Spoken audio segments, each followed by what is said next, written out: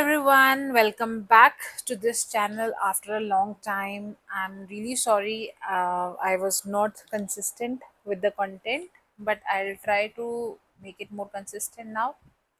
So, today I have come up with the topic from class 11th commerce. This is about the five basic accounting terms because when you enter class 11, especially in CBSE board, where you have no knowledge of what commerce is actually is, so you should know about what actually is commerce.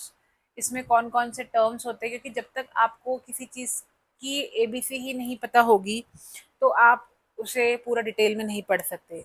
सो ये जो terms है commerce की, इसका मतलब है हम commerce की ABC पढ़ रहे हैं कि इसमें अब जो आने वाले चैप्टर्स में, अकाउंट्स में, इकोनॉमिक्स में, बिजनेस स्टडीज़ में जो भी कुछ टर्म्स आएंगी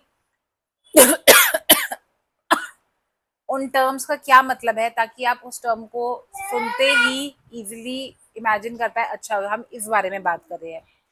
सो we are going to today learn about five basic accounting terms. Only five we will cover today, not more than five, because we'll start slowly. So accounting has its own language, and to understand this language it is important to learn some basic terms. Accounting की अपनी language है और उस language को समझने के लिए हमें कुछ बेसिक टर्म्स समझनी पड़ेंगी. तो आज हम 5 टर्म्स पढ़ने वाले हैं.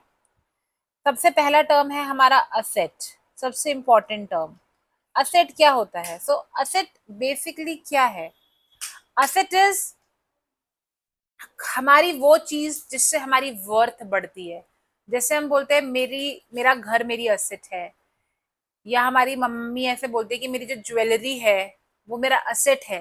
तो वो चीज जो हमारी वर्थ को बढ़ाता है, जिससे हमें लगता है कि हाँ मेरे पास कुछ है जो मेरे मुश्किल समय पे मेरे काम आ सकता है, जिससे मेरे पास आगे चल के लिक्विड, यानी कि लिक्विड मतलब कैश में पैसा आ सकता है, जिससे मैं सेफ हूँ. अगर कोई प्रॉब्लम आती है तो मेरे पास ये पड़ा हुआ है जिसे बेच के मैं अपने पास पैसे ला सकता हूँ और अपनी प्रॉब्लम को, फाइनेंशियल प्रॉब्लम को दूर कर सकता हूँ. तो हर वो चीज जो मेरी वर्थ को बढ़ाती है, दैट इज असेट.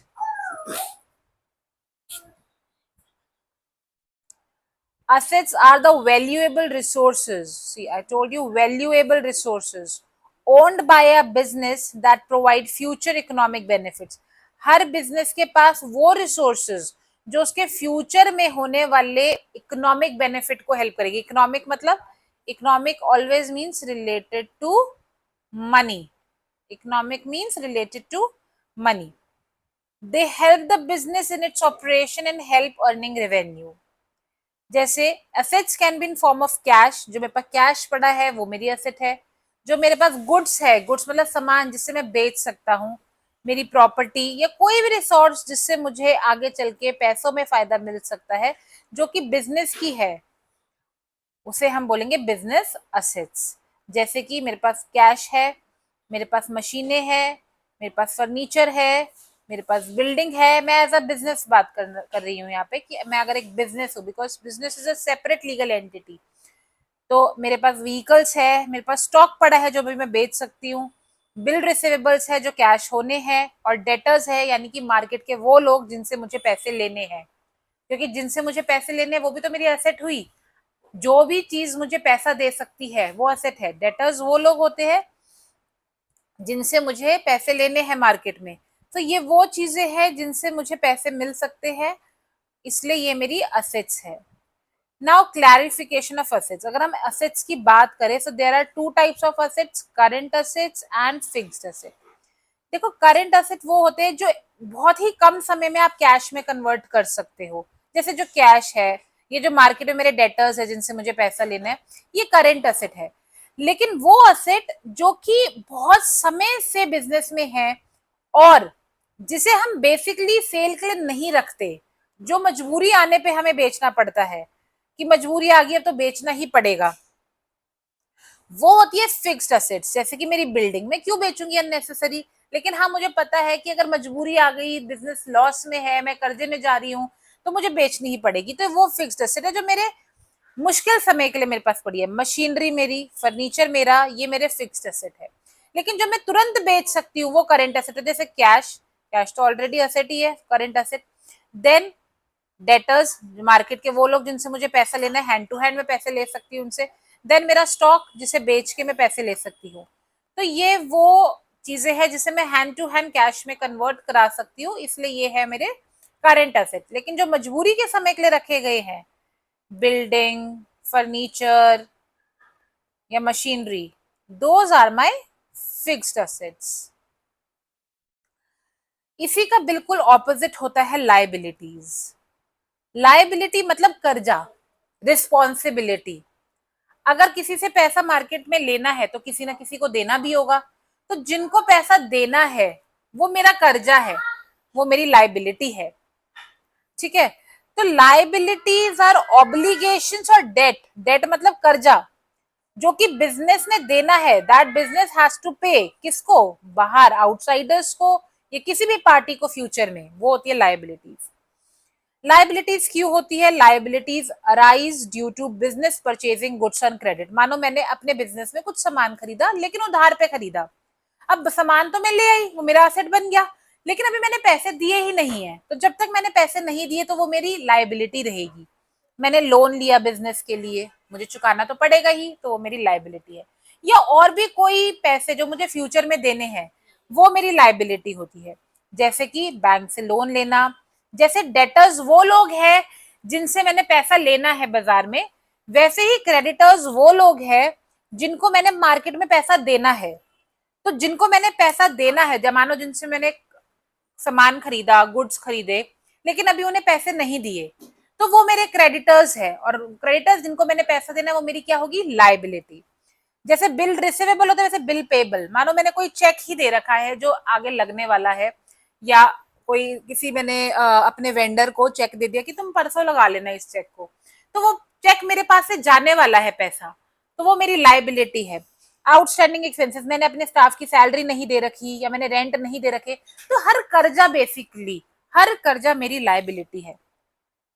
जिस तरह से दो असेट्स होते हैं करेंट एंड फिक्स्ड, वैसे ही दो लाइबिलिटीज भी होती है current and fixed. Same current liability, वो लाइबिलिटी जिसे मैं एक साल के अंदर अंदर चुका सकती हूँ, जैसे कि छोटे मोटे क्रेडिटर्स हो गए, बिल्स पेबल हो गए, ये कुछ खर्चे जो मैंने नहीं करे हुए, जैसे रेंट नहीं दे रखा या बिजली का बिल नहीं दे रखा, ये छोटे मोटे खर्चे जो है ये मैं एक साल के अंदर अंदर निपटा सकती हूँ, तो ये करेंट लाइबिलिटी है।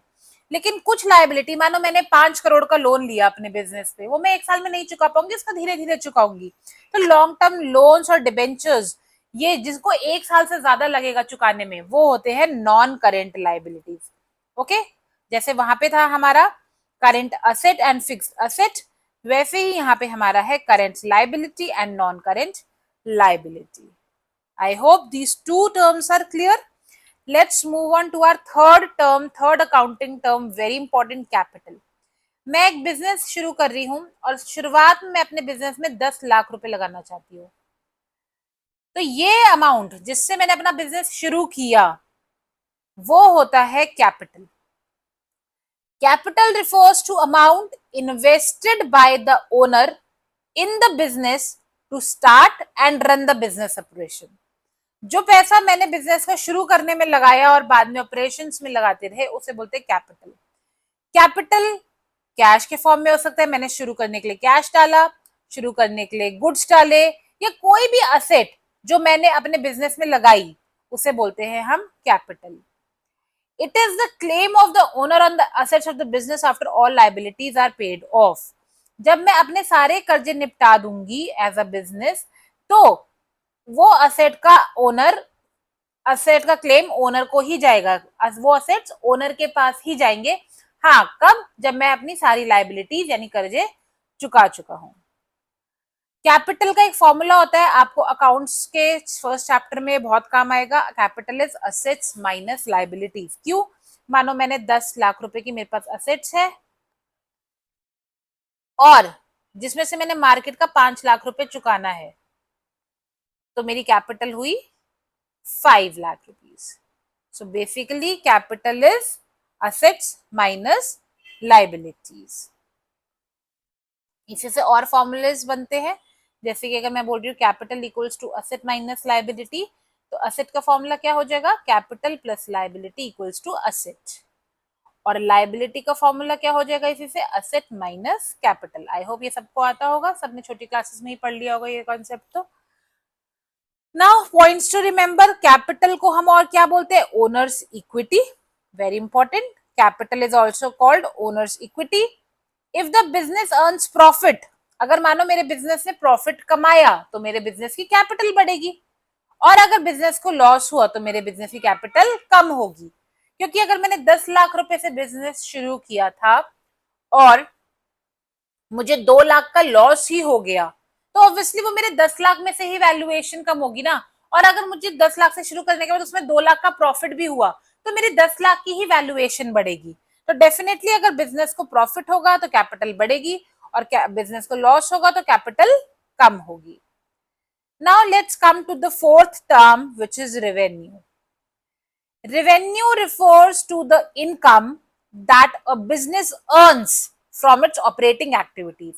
जो हम रोज की ऑपरेटिंग मतलब रोज की जो एक्टिविटीज करते हैं उससे जो मुनाफा बिजनेस को होता है उसी को हम रेवेन्यू कहते हैं। तो ऑपरेटिंग एक्टिविटी से बिजनेस ने जो पैसा कमाया है, इनकम कमाई है, उसको हम बोलते हैं रेवेन्यू। जैसे मैंने अपने गुड्स बेचे, अपनी सर्विसेज बेची, उससे जो मुझे प्रॉफिट हुआ उसको हम बोलते हैं, उससे जो मुझे पैसे आए, आई मीन सॉरी, उससे हम बोलते हैं रेवेन्यू। तो रेवेन्यू क्या है, रेवेन्यू प्रॉफिट नहीं है। देखो रेवेन्यू क्या है, जो मुझे सामान बेच के पूरा पैसा आया, मैंने 10,000 का सामान बेचा, दिस इज माई रेवेन्यू। अब प्रॉफिट कितना हुआ, मैंने खरीदा कितने का था, बेचा कितने का, इसमें कितना प्रॉफिट हुआ कितना लॉस हुआ ये बात की बात है, पर मैंने बेचा कितने का, टोटल इनकम जो मुझे हुई, total income that a business earns from it operating expenses, उसे बोलते हैं रेवेन्यू। जैसे कि सेल ऑफ गुड्स, मैंने सामान बेचा, या मैंने जो फीस ली, या मैंने किसी काम की कमीशन ली, या किसी का अपने पैसे दिए उस पर इंटरेस्ट लिया, या मुझे रेंट मिला, ये सब मुझे पैसे मिले हैं, टोटल पैसे जो मिले हैं वो रेवेन्यू है। Revenue is different from profit. Okay, revenue profit से अलग है, क्यों, क्योंकि मैंने अभी तक इसमें से खर्चा तो माइनस ही नहीं किया, मुझे इतने पैसे मिले, मैंने कहा मैं सामान बेचा मुझे 10,000 रुपए मिले, लेकिन मैंने खरीदा भी तो होगा 6-7 हजार रुपए का, अभी मैंने वो माइनस नहीं किया। जब मैं माइनस करूंगी और जो मुझे 4,000 रुपए बचे वो मेरा प्रॉफिट है। तो रेवेन्यू क्या है, बिना खर्चे माइनस किए जो पैसे आए वो रेवेन्यू है। Revenue is the total income before deducting any expense. अब एक्सपेंस क्या होता है, एक्सपेंस मतलब खर्चे। एक्सपेंस क्या हुआ, एक्सपेंस वेरी इजी, खर्चे।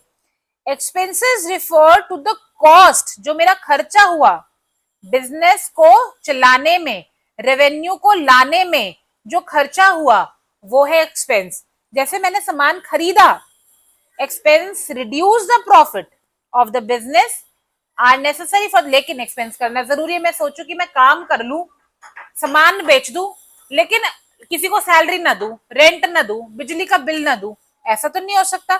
अगर मुझे कुछ पैसा कमाना है तो मुझे कुछ खर्चे भी बियर करने पड़ेंगे, जैसे कि रेंट देना, सैलरी देना, इलेक्ट्रिसिटी बिल, टेलीफोन के खर्चे, ऑफिस के खर्चे, डेप्रिसिएशन ऑन एसेट्स। जो भी मैं, आपने आज गाड़ी ली, अगले ही दिन गाड़ी की वैल्यू कम हो जाती है। आपने मशीन ली, अगले ही दिन मशीन की वैल्यू कम हो जाती है, तो वो भी तो मेरा खर्चा ही है। मैंने कोई चीज 3 लाख की ली और 2-4 दिन बाद या 2 महीने बाद या 2 साल बाद उसकी वैल्यू कम हो गई, तो वो भी तो मेरा खर्चा ही हुआ, तो उसे भी डेप्रिसिएशन को भी हम एक्सपेंस मानते हैं। ओके, सो खर्चे करना भी जरूरी है, क्योंकि खर्चों को इग्नोर करके हम बिजनेस नहीं चला सकते। Expenses are recorded in the debit side of P&L account. आपका एक प्रॉफिट एंड लॉस अकाउंट, ये आप बाद में पढ़ेंगे, प्रॉफिट एंड लॉस अकाउंट बनता है, तो ये साइड डेबिट होती है और ये साइड क्रेडिट होती है उसमें। तो जितने भी खर्चे होते हैं वो हम डेबिट साइड पे लिखते हैं, और जितनी इनकम होती है वो हम क्रेडिट साइड पे लिखते हैं। ऑलराइट, तो आज हमने 5 टर्म्स के बारे में पढ़ा अकाउंट्स की, जो कि है असेट, जिसमें 2 तरह के असेट्स थे, current assets and fixed assets. Number 2 liabilities, यानी कि कर्जे, current liability and non current liability, capital number 4 revenue which is different from profit. तो इन शॉर्ट हमने प्रॉफिट भी पढ़ ही लिया। जब हम रेवेन्यू में से एक्सपेंसेस माइनस कर देते हैं तो प्रॉफिट आ जाता है। एंड एक्सपेंसेस यानी कि हमारे खर्चे।